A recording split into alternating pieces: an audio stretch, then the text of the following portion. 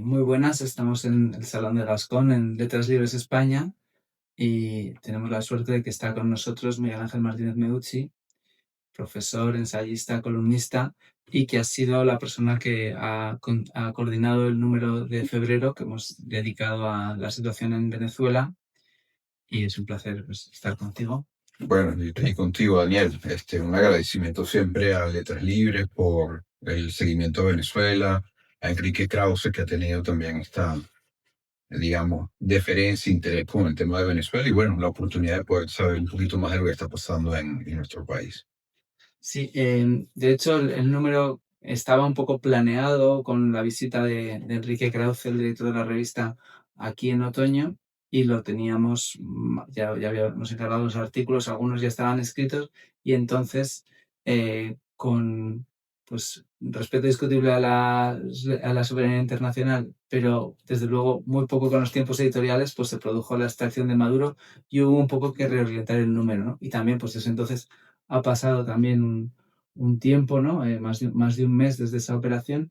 ¿Y para ti qué son las cosas claves que han sucedido en este tiempo? Bueno, como tú lo señalas, en efecto ha sido un acontecimiento que cambia por completo el rumbo de los hechos en Venezuela y obliga a algún tipo de cambio. Estamos presenciando algunas de las consecuencias de ese cambio y en esencia ha habido cosas muy importantes. Hay una nueva ley de hidrocarburos que tiene muchos puntos cuestionables, pero que en todo caso es muy diferente a lo que se hubiera hecho por parte del régimen chavista antes del 3 de enero. Estamos viendo también un intento de sacar una ley de amnistía sumamente polémica, con muchas deficiencias desde el punto de vista de lo que debería ser una ley de estas características, pero que también está motivada por la presión norteamericana sobre Venezuela tras la extracción de Maduro. Ha habido la liberación de varios centenares de presos políticos y hay una polémica acerca de si pudiera o no plantearse un cronograma electoral eh, para este año o el siguiente. Pero en todo caso, ninguno de estos acontecimientos, de estas dinámicas, hubiera podido tener lugar antes de la extracción de Maduro.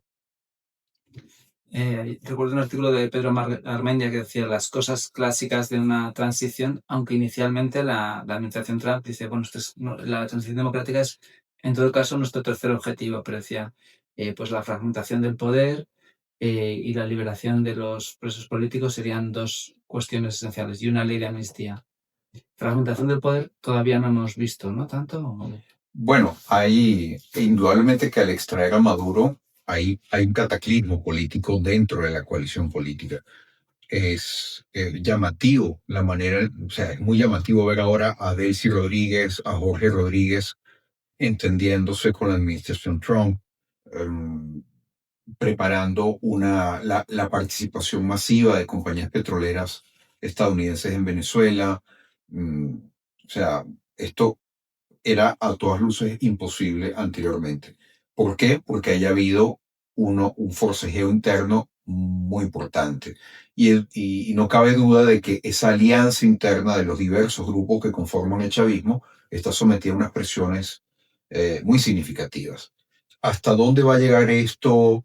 ¿Va a conducir efectivamente a una democratización? ¿Cuál es el papel que puede jugar la oposición democrática, con el liderazgo electo por los venezolanos? Todo esto es algo que está en construcción, no es un plan cerrado, o sea, no podemos saber ahora mismo cuáles van a ser sus resultados. Sin embargo, sí hay este plan declarado por Marco Rubio, jefe del Departamento de Estado de los Estados Unidos, que habla de tres fases: una fase de estabilización, una de recuperación y otra propiamente dicha de transición.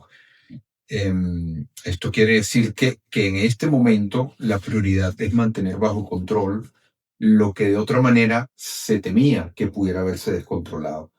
Pero poco a poco la idea es ir a un gobierno legítimamente electo por los venezolanos. Ahora, ese tránsito implica una cantidad de cosas y de procesos que es un poco como decía anteriormente, eso está todavía por verse y depende de muchos factores.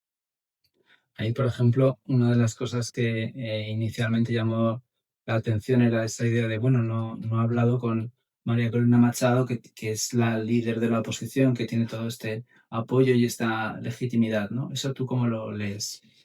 Yo creo que la administración Trump hizo una evaluación de muchas cosas y quería poder propiciar un cambio importante en Venezuela, pero sin que sucediera lo que ha pasado, por ejemplo, en Irak, con la intervención hace casi unos 20 años, ¿no?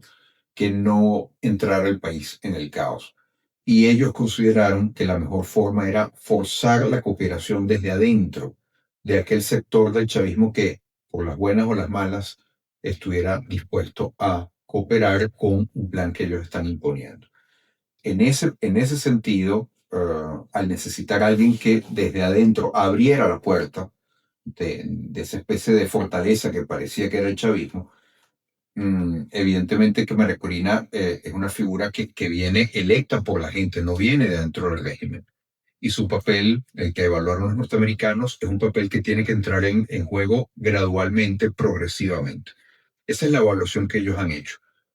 ¿Cuán eficaz es esto? ¿En qué medida se apega a la realidad? Es algo que iremos viendo con al desenvolverse los hechos. Pero lo que todo el mundo siente y presiente es que cuanto antes pueda entrar en juego de forma importante el liderazgo legítimamente electo, tanto más estable podrá ser la transición. Eh, Porque no estamos hablando de un país dividido, no estamos hablando de un país que arrastra conflictos étnicos, religiosos, divisiones estructurales. No, en cierto sentido, lo que ha venido sucediendo en los últimos años ha hecho que la sociedad venezolana se vaya cohesionando en torno a objetivos comunes, que tienen que ver con un cambio hacia una situación más abierta, mayor digamos, respeto a los derechos civiles y políticos, democracia, libertad y prosperidad económica. Entonces, eso es un deseo de toda la población, de la enorme mayoría de la población, y para que eso sea factible es necesario el concurso de un liderazgo democrático que, esto me gusta resaltarlo, a diferencia de lo que pasa en otros procesos de transición, en este caso está muy nítidamente definido porque tenemos un presidente electo como Edmundo González en condiciones sumamente difíciles impuestas por el régimen de Maduro y sin embargo se logró una victoria demostrada en actas, ¿no? Más del 85% de las actas. Pero además también hay una líder que es la constructora de todo este movimiento ciudadano, que además acaba de recibir hace pocos meses el Premio Nobel. Entonces, de la paz. Tenemos un liderazgo muy nítido que puede jugar un papel muy claro en este proceso de transición. Y otro elemento clave, ¿no? En una dictadura militar es, y en su paso a la democracia, es, digamos, el cambio de lealtades, ¿no? Desde esos líderes que tienes hasta a un régimen democrático. Y eso, ¿cómo ves qué indicios tienes, digamos, ¿no? Claro, es un paso complicado porque, entre otras cosas, el régimen chavista desmanteló la Fuerza Armada como lo que se tiende a entender por Fuerza Armada. No es una estructura con clara cadena de comando, con un centro de toma de decisiones claro, sino que básicamente fue desmantelada y corrompida en una extensión muy importante. Y, y eso hace que ella difícilmente sea un actor bien articulado. Sin embargo, cuando vamos a ver la opinión de los militares uno por uno, es interesante resaltar que el día de la elección, en la cual resultó electo Edmundo González, en aquellos centros donde votan los militares, González fue electo con una cifra similar al resto de los venezolanos. O sea, más del 60, casi 70% de los militares votaron también por Edmundo González. Entonces, aquí hay que diferenciar claramente entre el grueso de los componentes y la cúpula, que evidentemente está ahí, es cúpula de las Fuerzas Armadas, porque está fuertemente vinculada al liderazgo político chavista. Ahora, con todo lo que hemos visto a partir del 3 de enero, es muy claro que hay una presión muy fuerte para ir modificando este tipo de cosas. Em, Hay algo muy importante también, que es que los norteamericanos están garantizando que las principales fuentes de ingreso económico a Venezuela pues puedan estar bajo su control, el tema de la industria petrolera, tienen una vigilancia muy fuerte en temas de narcotráfico. Y bueno, esto quiere decir que de alguna manera al controlar la economía están obligando a que haya una economía política diferente, a que el gobierno venezolano tenga que alimentarse de acuerdo con lo que los norteamericanos en este momento dictaminan. Y eso es una fuerza muy importante para que dentro del país todos, incluidos los militares, vayan sintiendo y entendiendo que estamos yendo hacia una situación nueva, ¿no? Hay, en este momento, de hecho, pudiéramos decir lo siguiente: si antes la dificultad para transitar la democracia era que los militares no podían hacer ningún tipo de rebelión o lo veían muy difícil, ahora tienen la misma dificultad para rebelarse ante lo que está sucediendo, precisamente por esa desestructuración que los ha caracterizado durante los últimos años. Claro, ahí una de las cosas que se podrían criticar o despertar prevenciones era, igual que la extracción de Maduro, hay una violación de la soberanía, ¿no? Aquí también se está planteando un régimen tutelado en cierta manera, ¿no? Y bueno, quería ver cómo ves tú esa cuestión. Sí, o sea, hay una tutela, pero claro, aquí hay que ver dónde está el pecado original, diría yo. ¿Cuándo empezó la violación de la soberanía en Venezuela? Venezuela hasta el 3 de enero tenía una persona ocupando la jefatura del Estado que había desconocido la decisión soberana del pueblo de Venezuela de removerlo del poder y poner a otra persona. También en el 3 de enero se hace evidente, el gobierno de Cuba reconoce 32 cubanos fallecidos en el ataque estadounidense. O sea, si la guardia directa de Nicolás Maduro está conformada básicamente por cubanos, ahí estamos viendo también una violación de la soberanía. Entonces, esto me recuerda un poquito cuando los norteamericanos entraron en Normandía y llegan a Europa y van a pelear con los nazis. Bueno, ahí también había una violación de la soberanía francesa, pero Bueno, ese, sí, ese es sí, era una guerra, ¿no? Pero era una guerra, ¿no? Aquí yo diría que es que en Venezuela quizás la guerra no era explícita, pero lo que sí ha sido Venezuela durante más de un cuarto de siglo es un punto de convergencia de agendas geopolíticas muy duras de potencias mundiales que están decididas a expandir su influencia. Ahí tenemos la geopolítica iraní operando eh, con toda claridad, los rusos, en cierto sentido también los chinos, más a través de su geopolítica más económica. Veíamos la entrada franca de organizaciones terroristas guerrilleras colombianas, carteles de narcotráfico, y todo esto, ¿para qué? Para impedir el ejercicio pleno de la soberanía nacional y popular de los venezolanos. Entonces, digamos que si la acción norteamericana abre la posibilidad para que esto se retrotraiga, para que esta eh, intervención por parte de actores autocráticos pueda remitir, y si esto nos conduce a un proceso electoral abierto, limpio, justo, bueno, quizás es el paso necesario, no el que todo el mundo hubiera querido, pero sí el paso necesario para revertir toda esa situación. recuerdo un artículo que escribía en The Economist, Hausman, ¿no? Que decía, porque por las promesas hacia los estadounidenses, ¿no? Que hacía la administración estadounidense de se va a invertir más, se va a ganar dinero, decía, bueno, aquí lo principal todo emana de los derechos, ¿no? Lo que se tienen que garantizar en Venezuela son los derechos, y entonces puede haber inversión, prosperidad, justicia, ¿no? No sé. Claro, digamos, el deber ser y lo deseable es ir hacia allá, pero ahí, digamos, el ser muchas veces choca con el deber ser. La pregunta es, ¿qué es necesario hacer para llegar a esta situación? A lo que Hausman plantea. Yo creo que lo que él plantea es lo que todo el mundo quiere, ¿no? Lo que todo el mundo quiere en Occidente.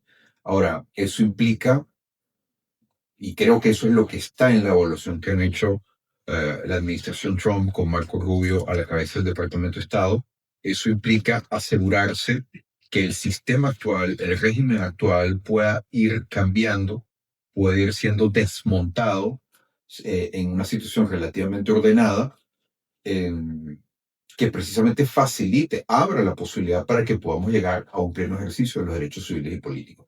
Desde luego, los venezolanos están clamando por eso, están luchando por recuperar sus derechos civiles y políticos, lo han venido haciendo todos los últimos años, y ese también es el clamor que coordina el liderazgo democráticamente electo, María Corina y Edmundo González. Pero las transiciones, después de todo, son un proceso. Entonces hay un lapso de tiempo para poder llegar del punto A al punto Z. Lo que se quiere es que ese proceso sea lo más corto posible, pero hay que ver cuán corto puede ser. Y ahí, evidentemente, hay diversos puntos de vista. Está los hermanos Rodríguez que quisieran que nada cambiara, la oposición que quisiera que todo cambiara, y están los norteamericanos que quieren que cambie de forma efectiva y bajo lo que ellos ven que son condiciones que puedan tener factibilidad. Es un juego difícil, pero bueno, creo que de esa interacción es que vamos a ir viendo los hechos reales que se van a producir a partir de ahora. Y luego también hay otro elemento que es muy importante, que es todo el exilio, toda esa diáspora de más de 9 millones de personas. Y por una parte, bueno, pues porque supongo que se verá distinto desde dentro que desde fuera, o quizá no. Entonces te quería ver sobre ese asunto, ¿no? Sobre esa cuestión. Bueno, yo creo que todos los venezolanos, tanto los que están adentro como los que están afuera, lo que más quieren es volver a tener plena libertad para reencontrarse. Eh, No solo Venezuela ha sido un régimen autoritario durante los últimos años, sino que incluso la posibilidad de obtener el documento de identidad, el pasaporte, es sumamente complicada y costosa en Venezuela. Esto complica los viajes.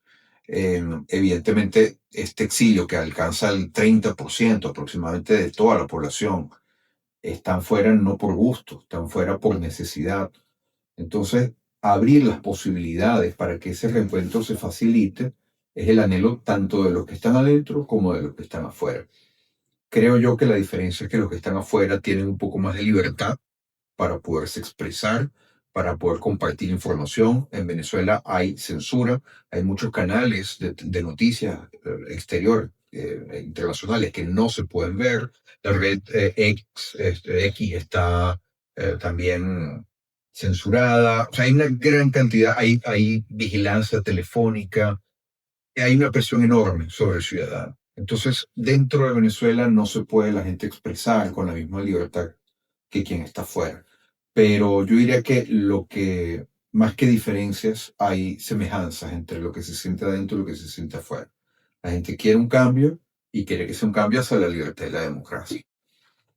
Y claro, siempre en estos procesos hay como la necesidad, o parece que un paso es una amnistía, ¿no? Para los presos políticos, y eso a veces va acompañado o discute con la justicia transicional, digamos, ¿no? Que supongo que también será algo que, aunque está en el horizonte, y ojalá lleguemos a ese punto, pero que también es un asunto que está por allí, ¿no? Totalmente, porque, a ver, la iniciativa de la amnistía ha sido unilateral. Ha venido como un gesto de Delcy Rodríguez, de la gente que sigue dirigiendo el Estado en Venezuela, pero algo que caracteriza eh, las injusticias y los crímenes de violaciones de derechos humanos, crímenes de lesa humanidad que han tenido lugar en Venezuela durante los últimos 27 años, es que hay una profunda asimetría con respecto a dónde están las víctimas y dónde están los victimarios. No es como en una guerra en donde desde los dos bandos se disparan y cometen desmanes y horrores y crímenes. Aquí claramente los violadores de derechos humanos están de un lado y las víctimas están de otro. Entonces, una amnistía planteada así, un poco de golpe y porrazo, lo que está planteando es como una tabla rasa, un punto cero, que iguala a ambos lados. Y eso es lo que está generando una enorme polémica.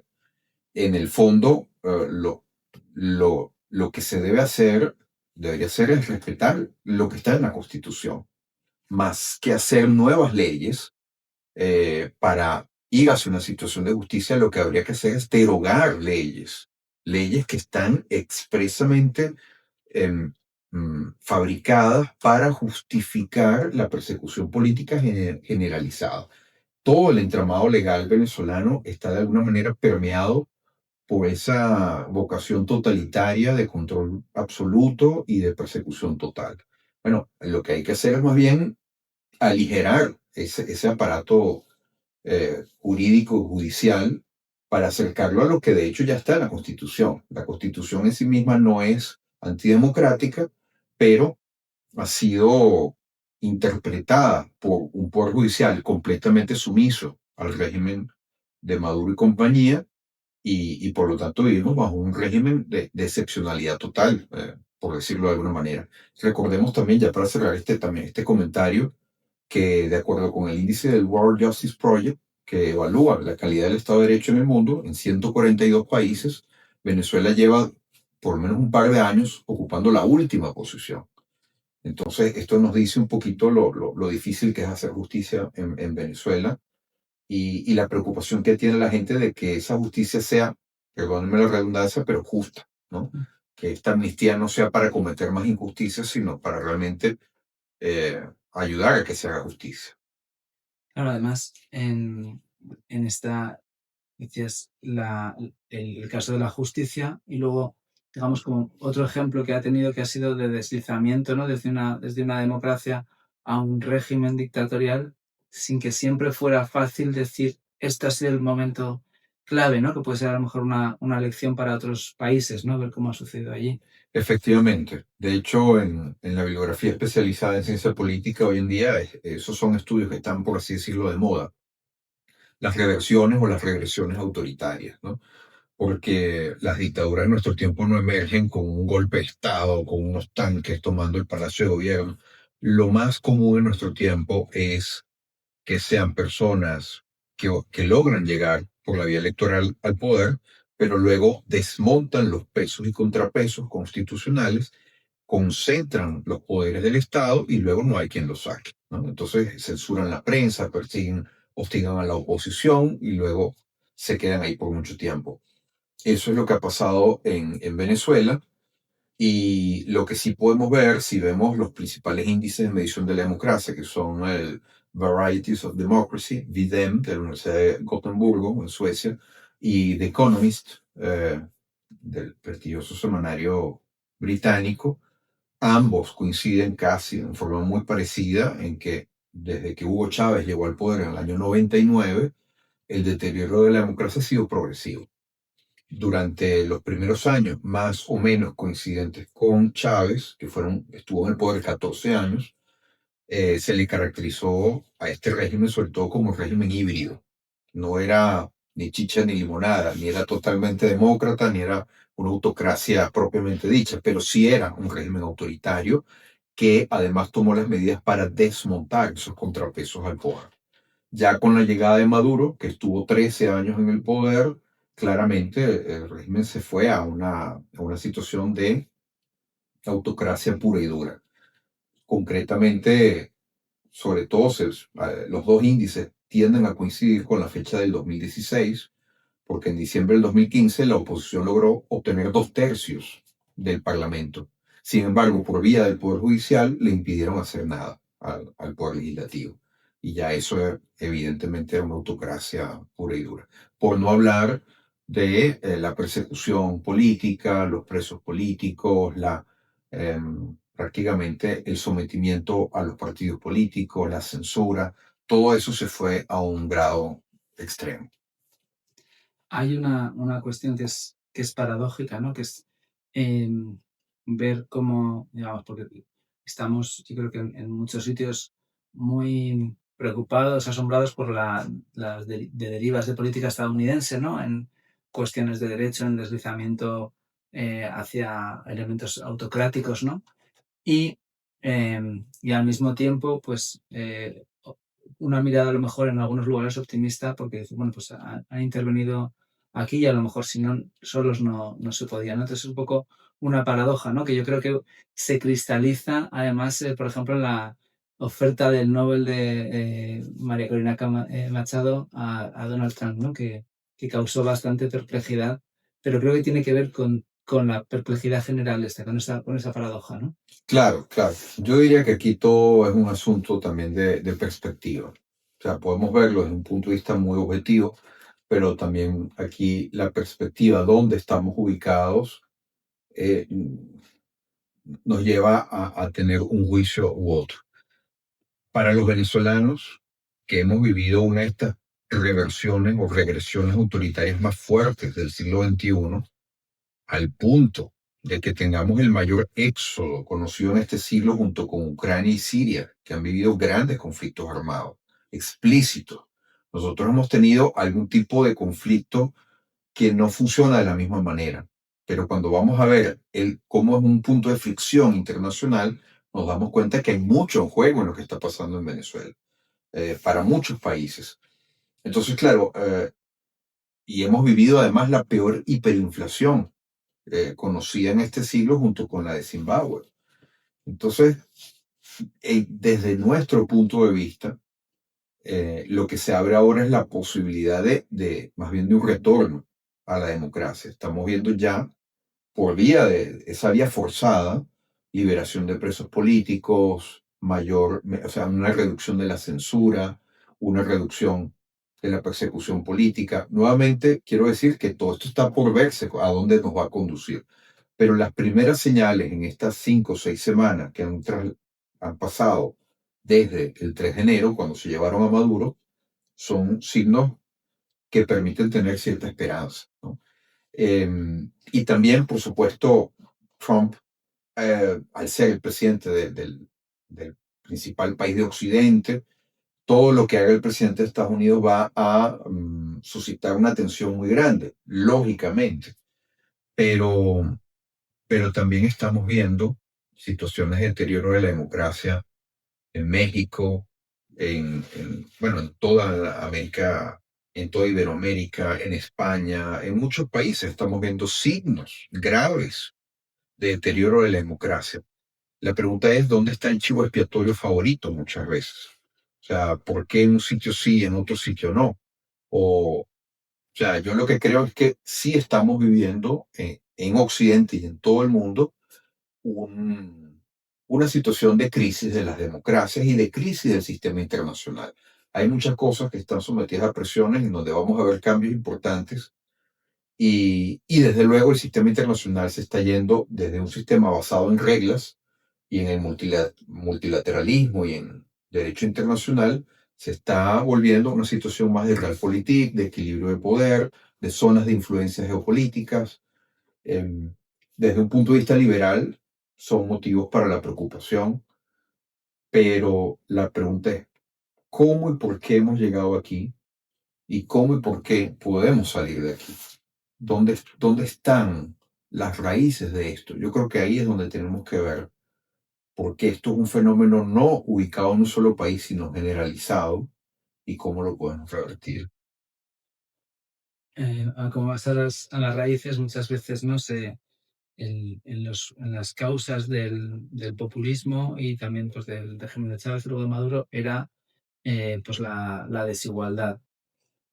Ahora creo que hay una reducción de la desigualdad por vía empobrecimiento, pero en un país más próspero, eso sí, cuando se vuelva próspero seguirá siendo un problema, ¿no? Entonces ahí no sé qué ideas tienes. Bueno, yo recuerdo, por ejemplo, las teorías del populismo que predominaban en el siglo XX, y la ciencia política, generalmente factura anglosajona, decía que el populismo era un fenómeno propio de países en vías de desarrollo, países que no estaban desarrollados, que necesitaban modernizar sus sistemas políticos, etcétera, pero que no era tanto algo propio de países desarrollados. Cuando vamos a ver la biografía especializada en el siglo XXI, eso se acabó. Ahora tenemos populismos en todos los países y algunos de los más populistas están en los países más desarrollados, ¿no? Entonces, esto lo pongo un poco como ejemplo de cómo a veces los enfoques van cambiando en el tiempo. Y cuando tenemos un movimiento populista, a veces sí, la desigualdad puede ser un motor. También puede serlo la pobreza, pero también puede ser podemos tenerlo en sociedades que no son ni tan desiguales ni tan pobres.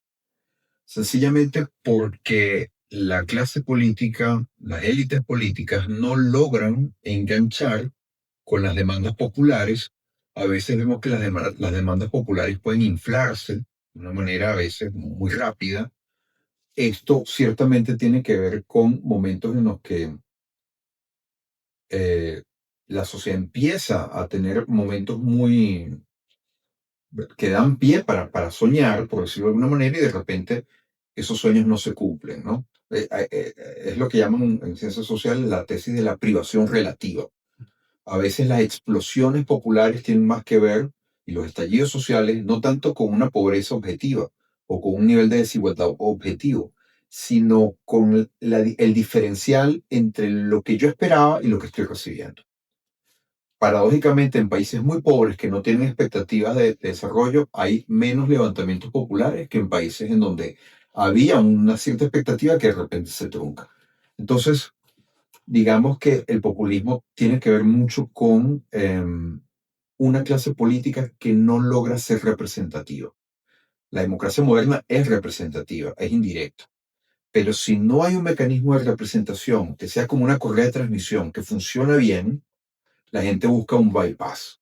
Y el líder populista es ese bypass. Eh, entonces, digamos que hay muchos factores que intervienen. Y en el caso de Venezuela, bueno, que digamos que hoy en día somos una sociedad más desigual y más pobre, sin lugar a dudas, ¿no? Digamos que hay un enorme porcentaje de la población que se ha hecho más igual en la pobreza, pero mucho más desigual con respecto a quienes acumulan riqueza hoy en día. Las clases medias han sido las grandes derrotadas, ¿no? En Venezuela. Riqueza robada en muchos casos, ¿no? Además. Sí, sí, porque el sistema que permite por así decirlo, la acumulación de riqueza hoy en día en Venezuela está directamente vinculado a dinámicas de un Estado depredador, de una economía política depredadora. Más bien, quienes lo tienen más difícil y luchan más duro son quienes intentan hacerlo de acuerdo con la ley. Ese es el problema de tener un Estado que en gran medida, y un régimen que básicamente se ha hecho cleptocrático, ¿no? O sea, estamos permeados nuestras instituciones públicas de dinámicas cleptocráticas. Entonces, bueno, todavía como pasan muchas cosas muy rápido, todavía no sabemos qué suceda, pero tú eres, vamos a ir para terminar, cautelosamente optimista. Ciertamente, sí. Yo soy cautelosamente optimista, creo que no se podría definir mejor. Creo que el optimismo viene por el hecho de que ha habido un punto de inflexión en un país que ha estado muy mal, muy mal. Tener un punto de inflexión es algo muy importante. Y eso, y lo que hemos visto ya son en estas 5 o 6 semanas, permiten tener cierto optimismo. Pero ciertamente hay que ser cautelosos porque esto es un proceso. El proceso no está cantado de antemano. Las personas que siguen manejando las riendas del Estado en Venezuela son las que estaban anteriormente. Hay un cambio de perspectiva forzado por un actor externo de gran poder. Entonces, digamos que no hay una convicción explícita. Aquí no hay un Adolfo Suárez, aquí no hay un Gorbachev, aquí no hay un de Klerk, una persona que examinó la situación y dijo, bueno, aquí es mejor que cambiemos. Lo que se ha apreciado hasta ahora es que fue necesario un acto de fuerza externa que propiciara, que detonara esa dinámica de cambio. Entonces está por verse en qué medida hay algún grado de compromiso con un cambio democratizador por parte del chavismo remanente, pero en todo caso la situación estructural está mucho mejor enfocada de cara a una democratización en un mediano plazo, desde mi punto de vista. Pues, es un placer hablar contigo, Miguel Ángel. Muchísimas gracias. Gracias a ti, Daniel, y bueno, un abrazo siempre a toda la gente de Letras Libres.